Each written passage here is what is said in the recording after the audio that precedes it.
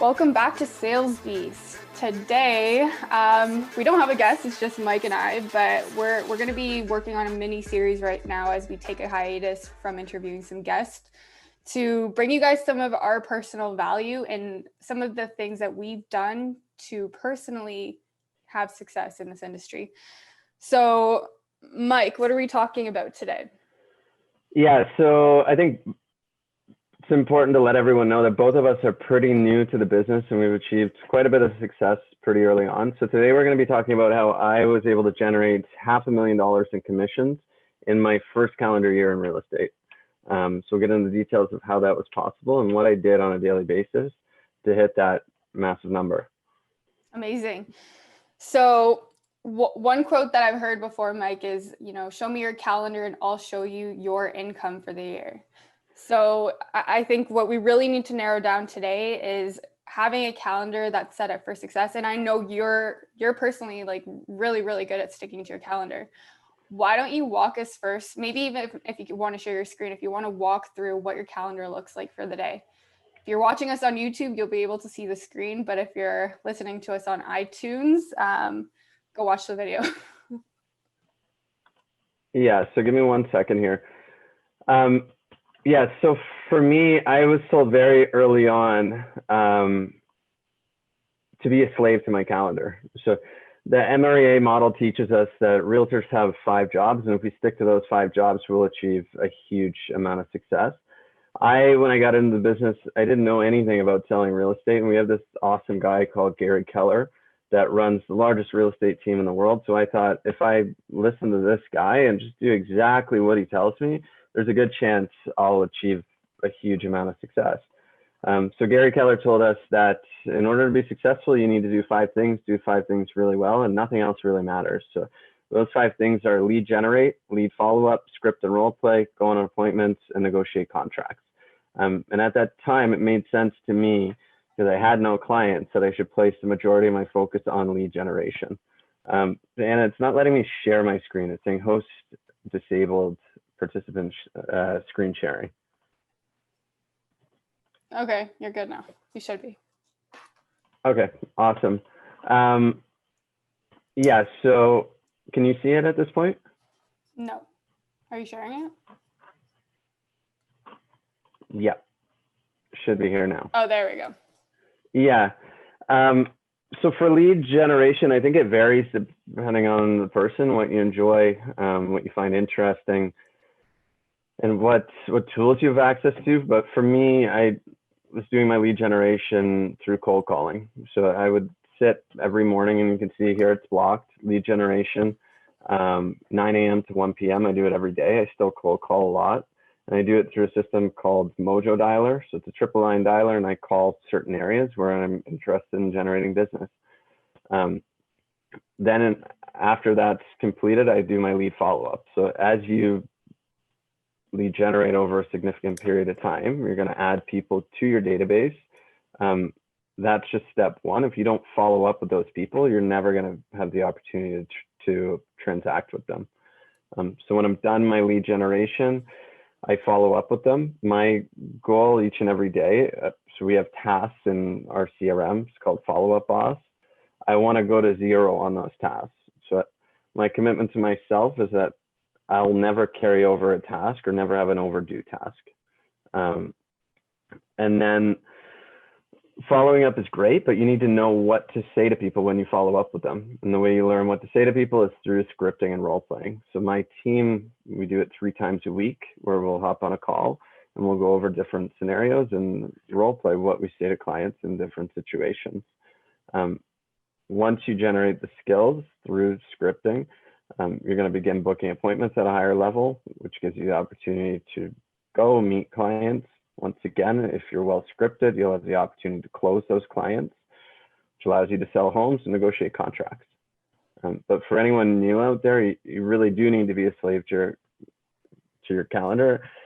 And I wouldn't treat each of those 5 activities equally. I would say the 2 most important in the beginning are generating leads and following up with those leads, so you actually have the opportunity to go on appointments.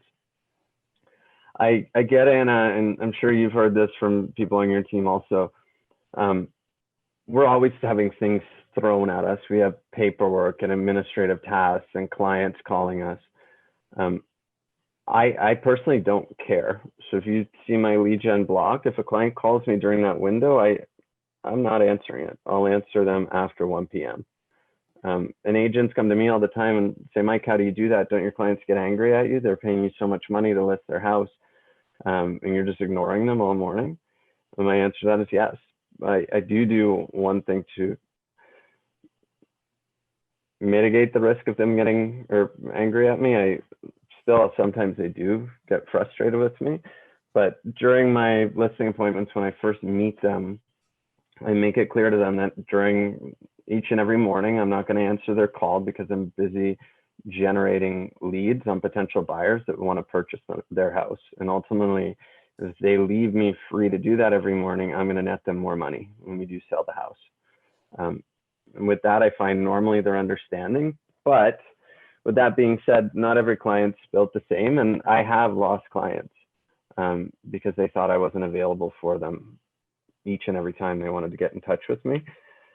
But I often think about it. I've lost clients. I don't care at all because by sticking those time blocks, I've generated so many more clients.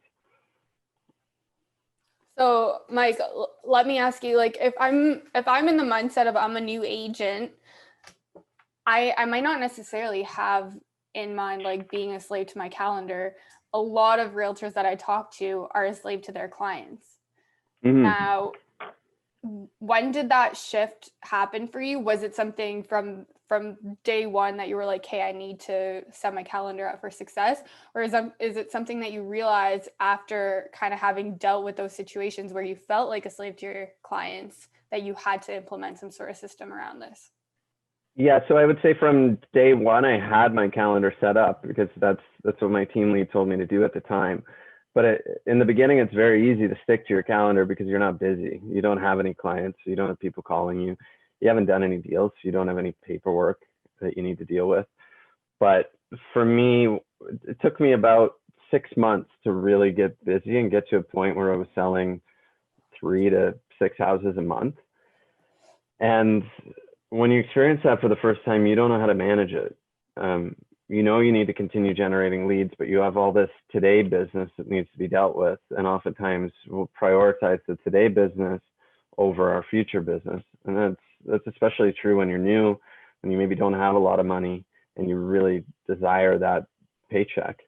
And then from there, what happens, you'll make a lot of money by servicing your today clients, but by neglecting the 30, 60, 90-day clients that you may not actually have yet, you hop on the real estate roller coaster that we all have experienced at one point or another. And you might sell 5 houses in a month, but what about next month? You have 0. And the month after that, you have 0. And that's, after going through that a couple times, I tried my best to avoid that. Mm-hmm. And the way I did it was by speaking to other people that produce at a way higher level than me, that have been doing it for longer than me. And this is what they told me to do. Not neglect the business I have on my plate today, but to treat future business with equal importance or maybe even more importance than the business I have today. That's what's going to feed me for my future. Would you say especially being on a team allows you to not have to focus on the nitty gritty? Like you really do have that leverage in all regards, like your clients, if they do need something or if a transaction needs to be handled, you have the leverage at that point. What do you feel like it would be for you if you were a solo agent? Do you think you'd be able to follow this calendar like as highly as you have right now? Probably not. If I was a solo agent, I'd be broker loading my own listings. From where I am right now, I don't even know what that looks like. I've never done it before. I'd be doing a lot of my own paperwork, which I don't do right now. At this point, my only job is to take part in those 5 activities. We generate, we follow up, script, role play, go on appointments, and negotiate contracts. Everything outside of that has been leveraged to someone else. Yeah. So what are some of the things or the habits that you have in your life to help you stick to your calendar? Like, do you shut your phone off as you're doing your lead generation? Do you like warn people in advance? Do you lock yourself in a room? What are some of the things you do that help you stay accountable to this time? So oftentimes in the morning, I'll put my phone on do not disturb. Everyone within my little bubble, so family members, my wife, they know not to talk to me during that time of day, unless it's super urgent. I know if my wife calls me between 9 and 1, it is quite urgent. And we have a bit of a code. If she calls me once, I won't answer. She calls me again, I will answer. Okay. Nice. Yeah. So I guess what's the one thing that either a new agent or an agent that can't, like, that doesn't have this habit in their life right now, start doing? Like, would it just be like setting up their calendar and trying to stick to it right away? Would it be slowly adding time blocks and then building on it? What would you suggest in that? I think you need to go all in. You have to block your calendar from day one and realize that really your only job is to lead generate. Nothing else matters.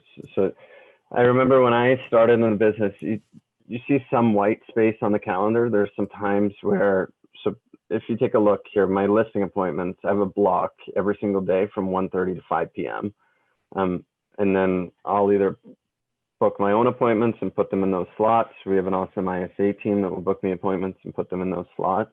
But there are some days where maybe I only have one appointment, or there's some days where I have 0 appointments. I view those days as a failure.